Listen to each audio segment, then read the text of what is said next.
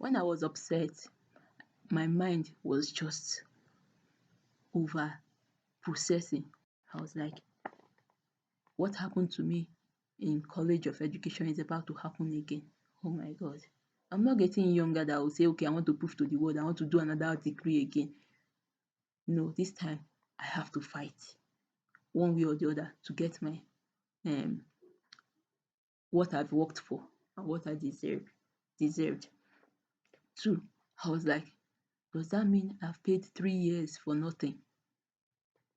The third thought that came to me was that if I had known, I should have gone for catering because my grandmom studied in City and Guilds of London. The same thing with my mom. It's in the blood. It's in my blood. I inherited it. I didn't really learn anything about it, but yet I'm good.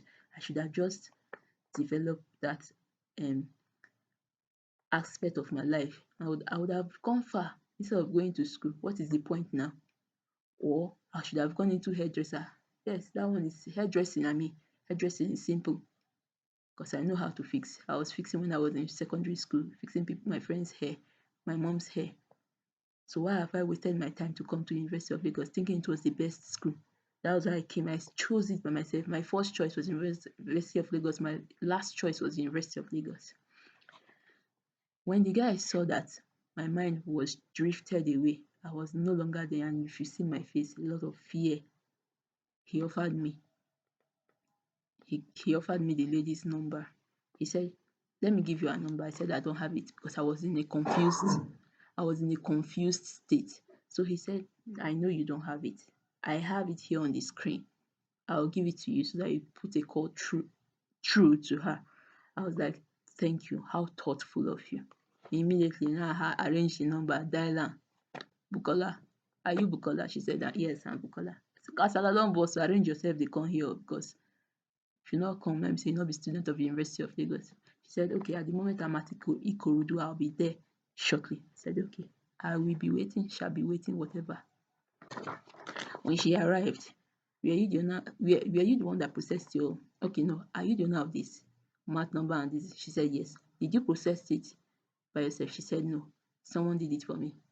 I said, I didn't wait for the guy to say anything. I said, kindly call that person. She called the person, Jeremiah Osineri, or I don't really know how to pronounce that name, but I'm going to put it on live for you to see. In the end of this video, I will show you his full name and his picture. But for now, I'll have to address this guy as Jeremiah Osineri. The other name is Oshogbemi, something like that. I will display everything here. So the guy said he processed it. Then the IT guy too was like, do you have an admission letter? This is the admission letter. Do you have it?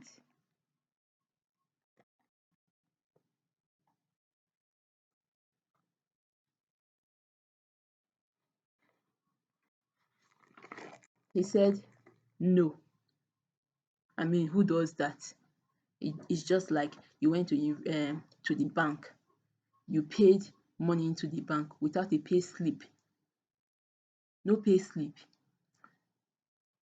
You didn't give the bank their pay slip, and the bank didn't give you any pay slip, but you just paid anyway, and you walked out of the bank.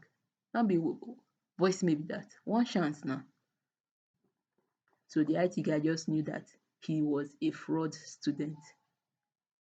Technically, maybe that was what he did to himself, because it now dawned on me that if he can do that to me, maybe he has done that to someone else. Because when we got into the school, like in 100 level, the population of the student was like, let's say for instance, 10,000. For instance, 10,000 10,000 students. In year 2, 2,500 dropped out. Hypothetically, maybe the person he stole his own identity from were part of those people that dropped out. Or in year 3, another 2,000 dropped out. So if he can do that for his girlfriend, maybe he did that for himself. I don't know. That's just my assumption, because anything I assume always come accurate most times. So the guy was like, You can now go.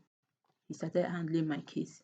Then he asked me to come back tomorrow. Meanwhile, when he asked them to go, they went to complain to the person, the corrupt staff of the University of Lagos that helped them in the first place, because they wouldn't have been able to get into the school if someone didn't help them.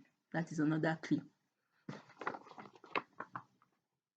When the guy fix it, they will unfix it. When the guy fixes it, they will unfix it. So the guy, it took him 2 weeks to fix and unfix. In the process of fix and unfix, he got tired. He told me when it was exactly 2 weeks time. And all this while, I will go to work and come from work, take excuse from the mainland, Akmongbo, all the way to the mainland, Yaba, every day, risking my life over what? Maka, why now? So the last day he told me, after today, I will not be able to do it again. What? I went home, I started crying. Nobody to tell what I was going through because my mom was late. Immediately I gained admission to the University of Lagos, my mom passed. So I was all by myself all this while. Now who do I talk to and tell what is going on? Nobody. So I just prayed. I said, just some weak prayers. When you pray some weak prayers with tears, there is always effect to it. After praying that prayer, the next day I went there. The guy did it and told me that it's fixed. Maybe it was truly fixed. Maybe it wasn't truly fixed. He just told me so that he can get rid of me. Maybe. Perhaps I'm just assuming now. Yeah, sorry for the break. I had to upload something to show to you. Now, he told me he has fixed it. And I was like, hey, I was so happy. If you have fixed such a thing, dear viewers, if you have fixed such a thing, if University of Lagos was really ready to help students, wouldn't they have done something like a phone? Since they came up with the idea that you have to take data capturing for the second time because they were aware that students were stealing, non-students were stealing bona fide students' position. If not, okay, why una do data capturing for the second time after all the see, data capturing now, to do data capturing, it has a lot of, you incur cost. Not only incur cost, it's time wasting. You will recruit people that will do that data capturing. You will pay them if they are not your staff. So why will you have to go through all this stress because you want to do the data capturing twice if truly there is no problem on that ground? I mean, if you are not sick, will you go to the hospital to treat yourself? It's a waste. So I'll wait until I fall sick before I fall ill before I go to the hospital to treat myself. Why should I go to the hospital and begin to tell them, treat me for malaria when I'm healthy? That means they were aware. Okay, now I don't have problem with you being aware. You saved me. If not, I wouldn't have known that this was going on. I was even doubting myself, my capability, my academic muscle. You should have, after doing that okay, students have to do data capturing twice. You'd have done a form to keep for students that are in trouble. Trouble in the sense that if they finally get to know that there are students that are dragging one math number, they should fill the form. The original person, the original student will have that form. And the fake student, her name will be printed there, her picture or his picture will be printed there, his name and math number, just to create this awareness to other departments that this person has been posing to be this other person. Please take note and make correction. This guy didn't give me any form, and I was so stupid because I was a fresher. I don't know how things were being done, and he did not help me. He did not help me because he just claimed that he helped me, but I don't even blame him. The school did not help me. So when he told me that he has finally done it, let's just assume that this is Bukola. He said he has finally done it. And what he did was this: